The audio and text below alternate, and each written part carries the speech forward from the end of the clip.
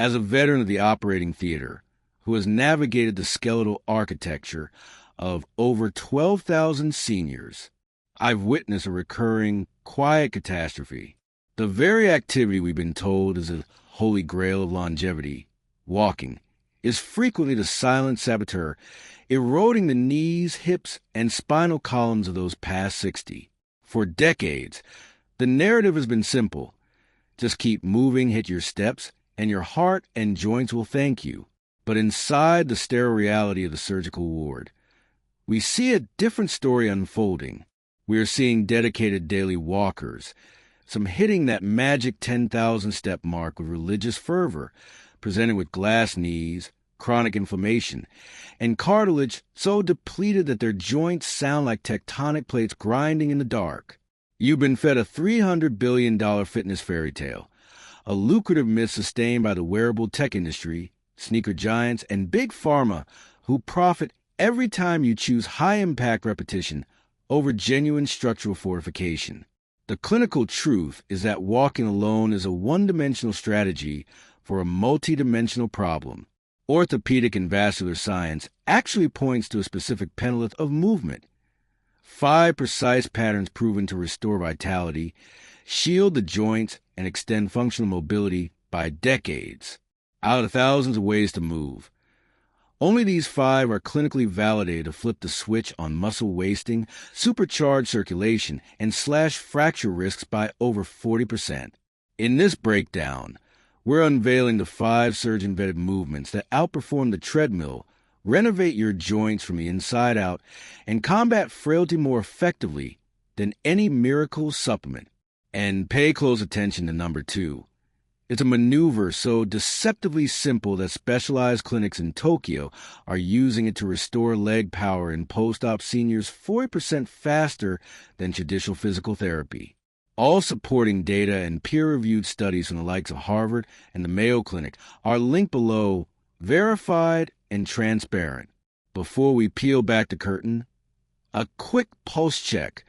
Where in the world are you tuning in from, and what does your current movement routine look like? We're diving into the comments tonight to hear your stories. Seriously, every single one. Now, let's get tactical with number 5. Number 5 is the vertical lever, more commonly known as wall push-ups with progressive resistance. Most people dismiss push-ups as a young person's game or a relic of basic training. But for the over 60 demographic, the wall-assisted version is a foundational powerhouse.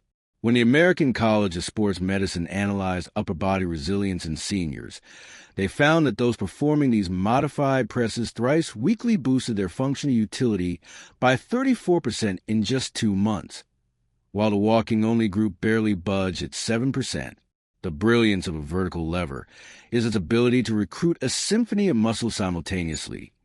Chest, deltoids, triceps, and the deep core stabilizers that act as your internal seatbelt against falls.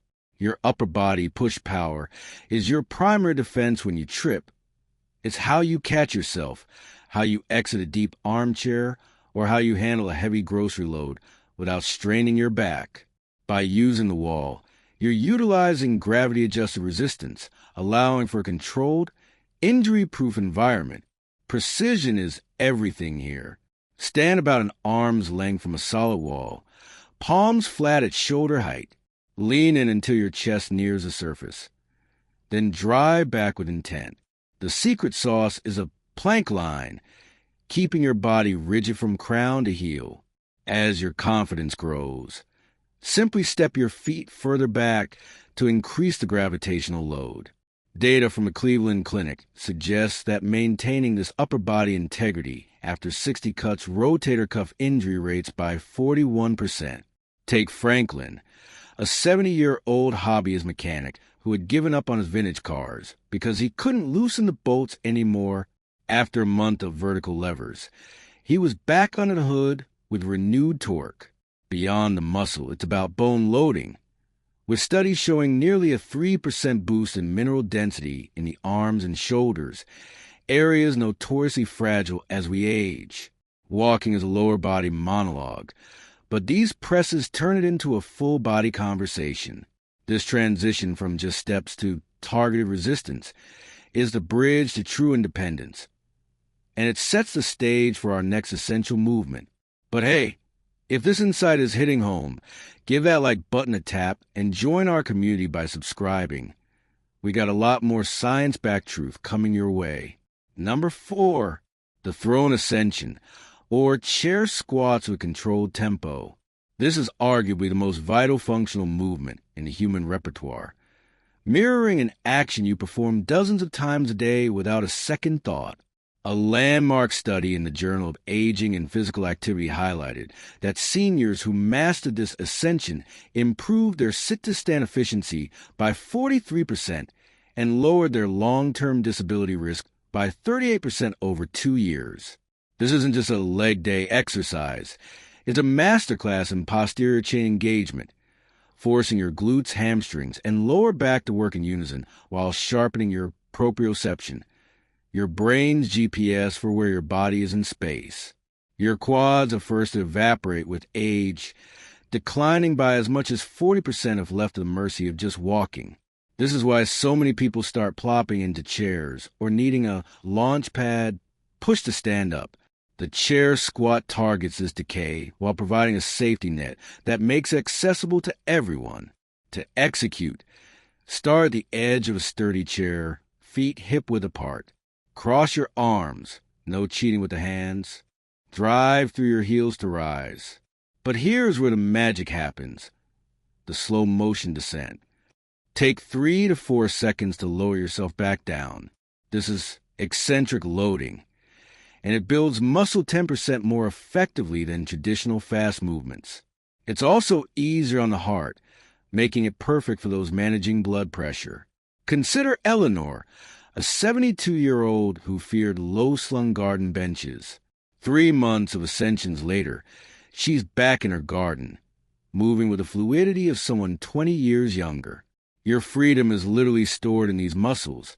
They're the engines that get you in and out of cars, upstairs and off the floor. Strengthening them doesn't just help the body, it clears the mental fog too, as the increased blood flow during these compound movements is a known catalyst for brain health. But while strength is the engine, balance is the steering wheel, which brings us to number 3. Number 3, the unipital pause, or single leg stand with progressive challenges. Balance is often treated as a static trait. You either have it or you don't. But in reality, it's a perishable skill that can be reclaimed. The Mayo Clinic dropped a bombshell discovery.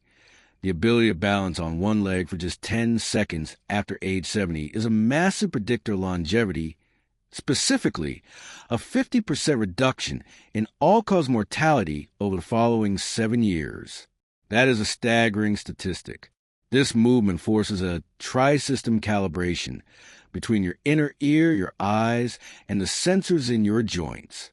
When you practice the pause, you are essentially debugging your internal navigation software.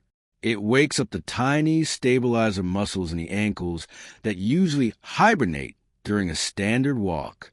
To start, simply stand by a counter, lift 1 foot an inch, and hold.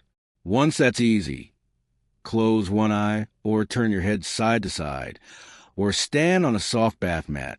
These interruptions force your nervous system to adapt and grow stronger. The British Medical Journal found that just 5 minutes of this daily reduced fall risk by 36% and actually increased walking speed by 12%. And in geriatric medicine, gait speed is the 6th vital sign. We look at Arthur, a retired pilot who felt his coordination slipping. After 6 weeks of unipital pauses, he regained the groundedness he thought was gone forever. Your brain literally physically changes, increasing gray matter in areas responsible for spatial awareness. Avoiding balance challenges doesn't make you safer. It makes you more vulnerable.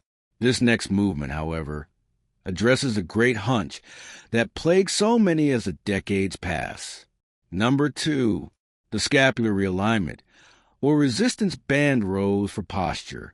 That forward slumping posture isn't just an aesthetic concern. It's a medical condition called kyphosis that compresses your lungs, slows your digestion, and spikes your fall risk by 45%. UCLA researchers found that seniors with severe forward lean were nearly 4 times more likely to lose their independence. Walking does zero for your upper back. It might even encourage the slouch if you're looking down at your feet. The scapular realignment targets the rhomboids and rear deltoids, the postural anchors that pull your shoulders back and open your chest. Using simple resistance band is superior to heavy weights because it offers variable tension, getting harder as you pull, which perfectly matches how your muscles actually work. To perform, anchor a band at chest height. Step back to create tension and pull toward your ribs. Imagine you're trying to pinch a coin between your shoulder blades. The Archives of Physical Medicine and Rehabilitation reported that 3 sessions a week improved posture by over 3 inches and slashed chronic back pain by 58%.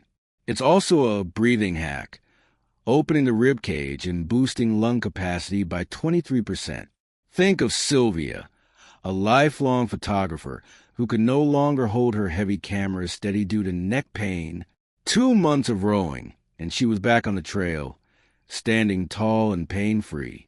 This isn't just about looking younger.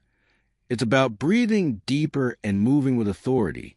But the number one spot is held by a movement pattern that is essentially brain surgery through motion. Number 1, the fluid architecture, or Tai Chi movement patterns for neural rewiring. This is the ultimate counteraging protocol.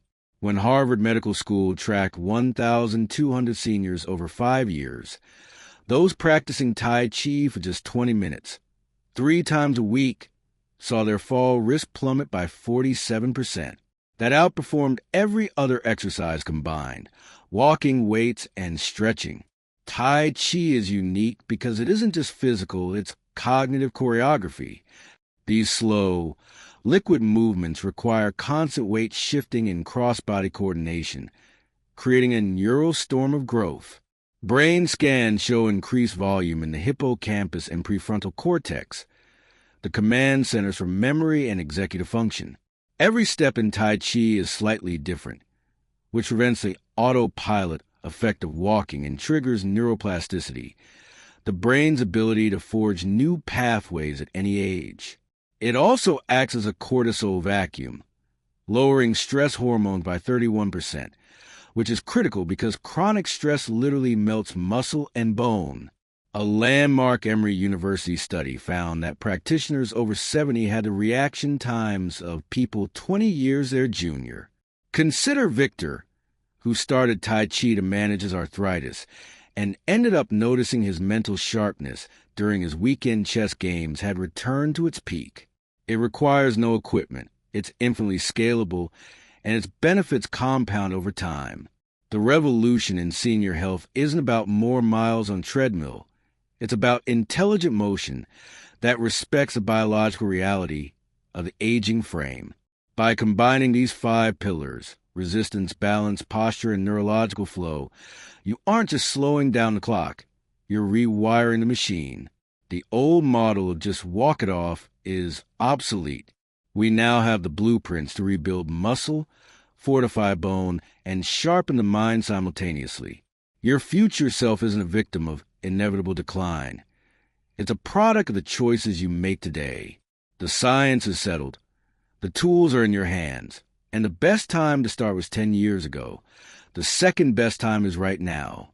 If you have questions or want to share your journey, drop a comment below. We're listening. Thanks for watching.